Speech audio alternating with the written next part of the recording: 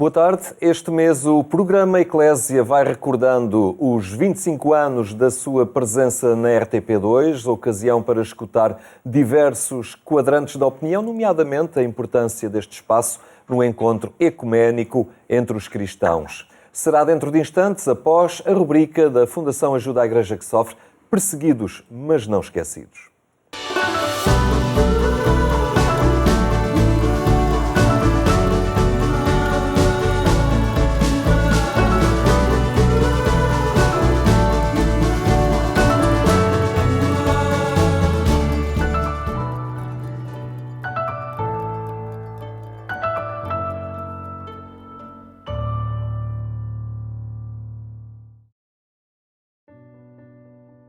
No norte da Libéria, no meio da floresta, como se estivesse escondido, existe uma leprosaria e um centro de reabilitação para tuberculosos. É em Ganta.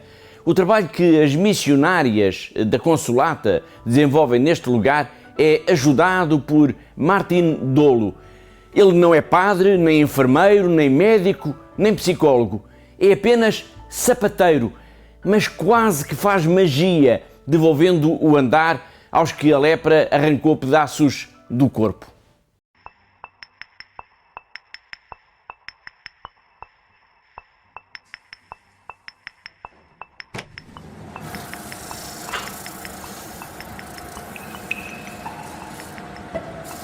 Comfortable shoe, especially for those we're dealing with, is a shoe that gives them a better way of walking, especially for the ex-leper patients, because these are the people we're making shoe for.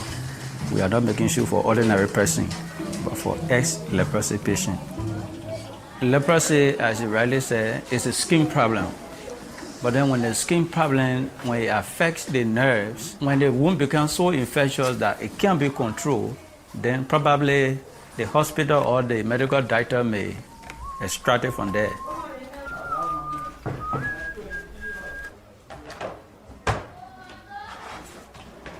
That's the main reason why we are here, to make shoes for people who absolutely don't have fingers or toes. If you make them the shoes that will give them comfort of walking, that will give them the ability to move faster than before or better than before.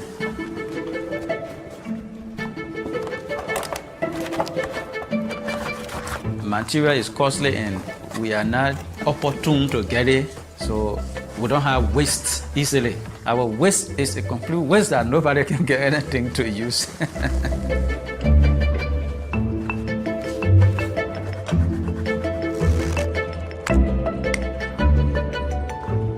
The deformity of another person is not the same as another person. So you don't make one shoe here today and think that you can make that same shoe for another person. Absolutely, it won't fit, it will be useless. Some people will say, I don't want to wear that because people know it to be leprosy sandal. They are shy, they are afraid of being stigmatized that that sandal is a leprosy sandal. Such case is always with the young people. We try to fashion it for them, making it extraordinary but with the protection in it so that they don't go notice with what they are afraid of. When you make the shoe and then the person walk, it will help you to modify the shoe more for the patient. You can walk up. Okay, walk on this side, it's more, okay?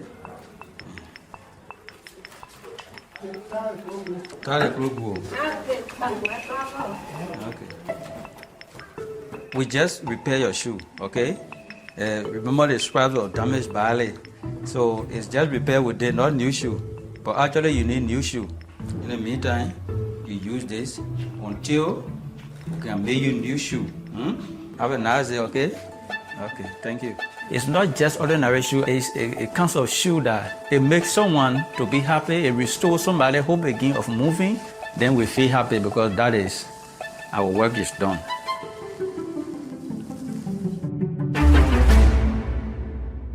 Martin Dolo, o sapateiro de Gana, é a esperança da Libéria. São precisas muitas pessoas assim generosas, pacíficas, preocupadas com os outros.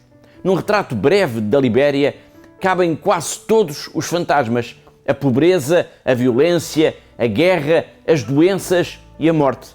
A esperança média de vida praticamente não ultrapassa os 45 anos. É terrível. Há 22 anos, quando o mundo festejou a passagem do milénio, a Libéria estava em guerra, a mais temível de todas, a Guerra Civil. Ao todo foram 30 anos de violência que não desapareceram, mesmo depois de as armas se terem calado.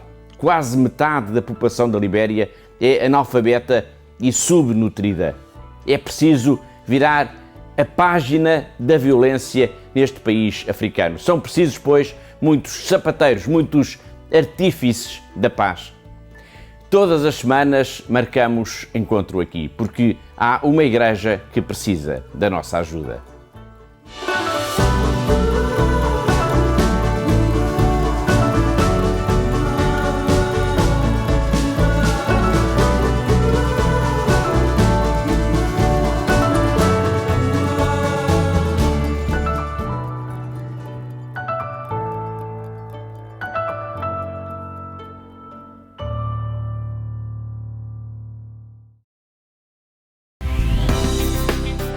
O Conselho Permanente da Conferência Episcopal Portuguesa lembra que o relatório da Igreja em Portugal sobre o processo sinodal não é um tratado nem um juízo.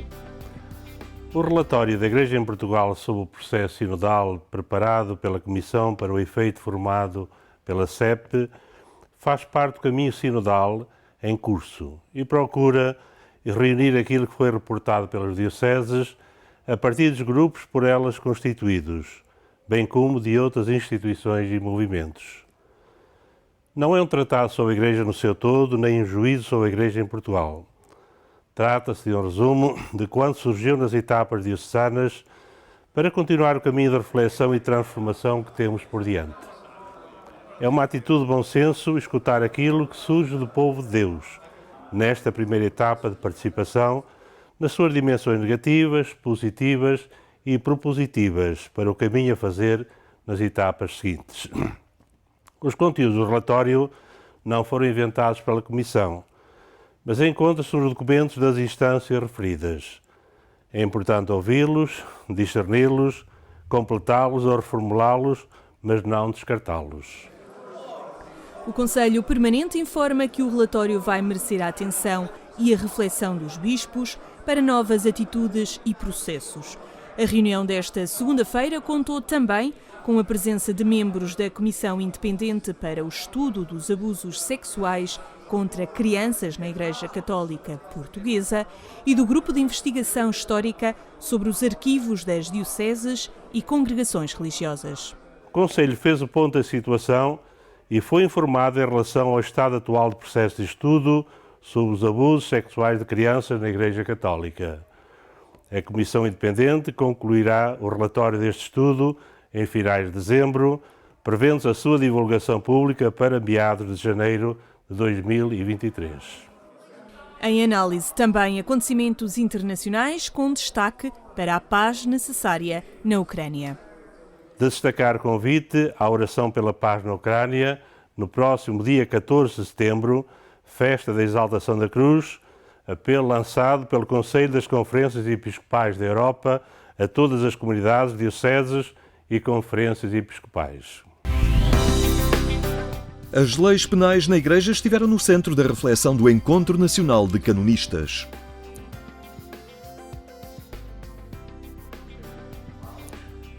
Foi o 13º encontro dos que na Igreja aplicam e interpretam as leis canónicas e desta vez mais focado nas mudanças penais contidas no livro 6º do Código de Direito Canónico.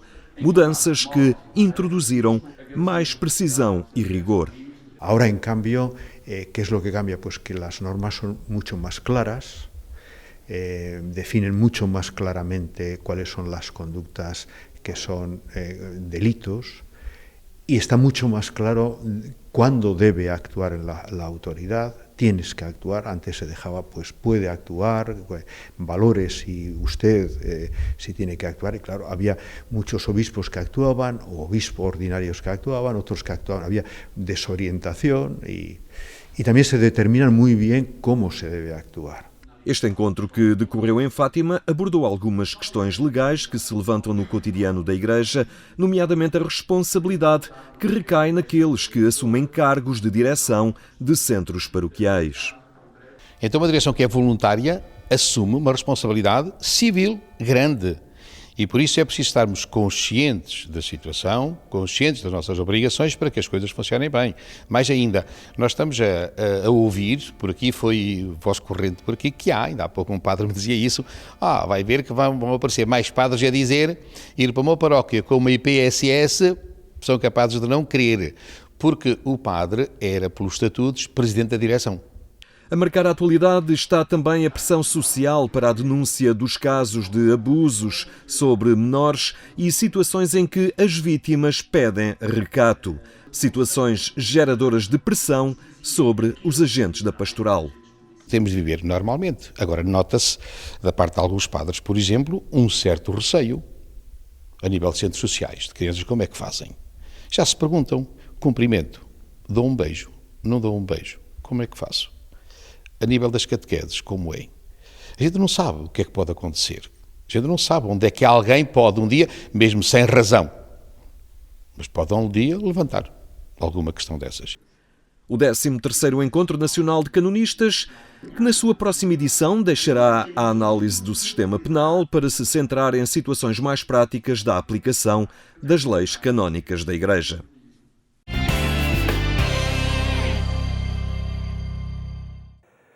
Um apelo ao respeito pela liberdade religiosa que nos fica pela Fundação Ajuda à Igreja que Sofre. Agora, 25 anos da fé dos homens, um caminho que colocou as religiões na RTP2, a rubrica A Fé dos Homens com o programa Eclésia dar também visibilidade às sensibilidades religiosas. Está connosco João Luís Fontes, professor do Departamento de História da Faculdade de Ciências Humanas e há muito envolvido no Fórum Ecuménico Jovem, e também, via digital, a pastora Eva Michel, da Igreja Presbiteriana, a acompanhar presentemente uma comunidade metodista na cidade de Lisboa. Obrigado por estarem connosco aqui no programa Ecuménico. E começava por quem está mais longe, pastora Eva. A Fé dos Homens é este espaço no serviço público de televisão em Portugal, 25 anos também a favorecer esta aproximação ecuménica entre os cristãos. E tem sido 25 anos muito importantes, porque eu lembro-me do tempo anterior, este programa, em que não existia simplesmente esta fonte de informação para pessoas que pertencem a igrejas não da Igreja Católica, que nos ajuda a perceber o que está a acontecer na Igreja Católica e a sermos informados de uma forma agradável, curta, simples, e também temos nós uma plataforma para também partilharmos da nossa vida. E eu fiz muitas vezes a experiência, nomeadamente no âmbito do Fórum Ecumênico Jovem, que quando a RTP mostrou, falou, deu reportagens sobre a nossa atividade, que outras pessoas de outras igrejas me contactaram e deu-me a prova que realmente as pessoas viram, observaram e ficaram mais curiosas. E eu acho que é um dos pontos fundamentais para o ecumenismo, talvez o ponto de entrada é criarmos curiosidade, interesse para além do nosso pequeno mundo. Mesmo se considerarmos às vezes o nosso mundo muito grande, mas para além do da nossa família, digamos assim, família de igrejas. Claro. E porque tendo este interesse e tendo informação, não apenas falando sobre os outros, mas podendo escutar os outros, isso acho que é um dos pontos que a mim me encanta mais no programa Fé dos Homens e deste programa da Eclésia, e dando voz às várias tradições. Só assim também podemos realmente depois estabelecer contactos e todos juntos aprender mais. Certamente, João Luís Fonte, este Fórum Ecuménico Jovem, não vamos dizer que é um resultado do programa A Fé dos Homens, mas ele tem 22 anos, estamos a falar de 25 anos deste espaço na televisão. Pouco tempo depois surge este Fórum Ecuménico Jovem, que vem reforçar, de alguma forma, também já o espírito que estava inerente a este programa. Sim, eu acho que houve sempre uma sintonia muito interessante entre, no fundo, aquilo que a Eclésia representava como dar um espaço público também às diversas religiões e às diversas igrejas, e já à partida esta ideia da possibilidade de ter várias tradições que pudessem ter esta voz, e por outro lado o emergir também no caminho ecuménico de um espaço que ao nível dos jovens, a um ritmo praticamente anual, promovia este encontro, este conhecimento, esta escuta, no fundo aquilo que a pastora Eva disse, que é sempre o ponto de partida, que é as pessoas predisporem-se ao encontro, a estarem uns com os outros, a conversarem, a descobrirem-se e a ultrapassar muitas vezes preconceitos. E nesse aspecto, não só esta coincidência temporal, como houve sempre desde o início uma grande abertura e um entusiasmo até por parte da Eclésia no sentido de ir acompanhando ao ritmo anual as iniciativas que promovíamos com o Fórum Ecuménico e até outras iniciativas ecuménicas que foram surgindo até ao nível mais local, como as vigílias ecuménicas no âmbito do oitavário ou na Semana de Unidade, de oração pela unidade dos cristãos, ou eventualmente até outros eventos mais particulares. E isso, por um lado, é esta questão de dar a visibilidade, precisamente já num espaço que ele próprio quer ser este espaço de dar a conhecer e de mostrar, e ao mesmo tempo é sentido por nós que trabalhamos também neste domínio ecuménico e pelas diversas igrejas presentes, perceber que há uma presença, que é uma presença efetiva, que não é só da Eclésia, mas no fundo é uma presença também da própria Igreja Católica, da aposta que se faz e do interesse que tem e da importância que tem este caminho ecuménico. E depois a televisão levar ao público em geral estas diferentes sensibilidades, estes diferentes caminhos. Estamos aqui concretamente hoje a falar dos cristãos, mas também há outras religiões presentes neste bloco A Fé dos Homens. É importante também para as pessoas valorizarem e se darem conta da diversidade também de itinerários. Sim, isso eu penso que sim, porque de facto a primeira etapa é sempre o conhecer. E há muitas barreiras, muitas divisões que vêm simplesmente pelo facto de não conhecermos os outros, não conhecermos quem são, como vivem, como rezam, como concretizam aquilo em que acreditam e perceber, no fundo, a partir daí, que há coisas que fazemos em comum, há coisas que é possível fazermos em comum e dar esta visibilidade cria nos outros esta inquietação, este desejo de conhecer e o abrir um caminho para a esperança de que é possível trabalharmos já e fazermos muitas coisas em conjunto. Pastora Eva Michel, o Fórum Ecuménico Jovem, concretamente, procura levar e fazer a ponta deste ecumenismo para com os mais jovens. No seu entender, percebe uma maior facilidade nas gerações mais jovens neste diálogo ecuménico? Talvez maior, mas certamente diferente, porque a geração anterior teve que criar bases, digamos assim, e nestas bases, nestes fundamentos, hoje podemos avançar mais. Agora, se é mais ou não, eu acho que sempre temos que reconquistar esta vontade de sair do nosso mundo pequeno, porque a tentação de nos fechar no nosso mundo pequeno existe sempre, é sempre uma tentação, porque temos tanto que fazer, tanto no positivo, ou temos tantos nossos problemas que nos fechamos dentro disto. E, portanto, o desafio para sairmos é necessário, acho que é possível fazê-lo e vejo depois que os jovens hoje também pegam neste desafio e talvez, num certo sentido, ainda mais, porque talvez mais do que nunca sentimos a realidade de vivemos num mundo, numa sociedade e que, como cristãos, somos desafiados a responder a desafios que nos dizem respeito a todos, a todo mundo e também a dar a nossa resposta na fé. E que, mais do que nunca, penso que aprendemos uns com os outros que há várias formas de responder, temos várias capacidades, competências, mas que, dando este testemunho juntos, enriquece. E, nomeadamente, estamos a fazer esta experiência no âmbito da questão da ecologia, da proteção da criação, do mundo que Deus criou. E estamos a ver que realmente nessa área conseguimos trabalhar também e que juntos o nosso testemunho é simplesmente mais forte e tem mais impacto. E vejo que os jovens aderem. Muito bem, é esta experiência da rede Cuidar da Casa Comum. João Luís Fontes, é importante também criar estas ocasiões de encontro, não ficarmos apenas com esse horizonte da Semana de Oração pela unidade dos cristãos, mas também multiplicar espaços de encontro e de construção na sociedade de diálogo, não é? Sim, e sobretudo o caminho que fomos fazendo ao longo destas mais 2 décadas foi precisamente isso.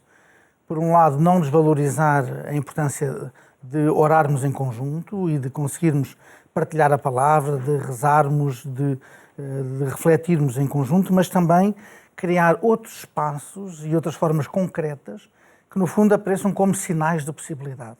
Ou seja, percebermos em que áreas é que somos capazes já de trabalhar em conjunto, de dar um testemunho em conjunto que se torne um testemunho mais credível.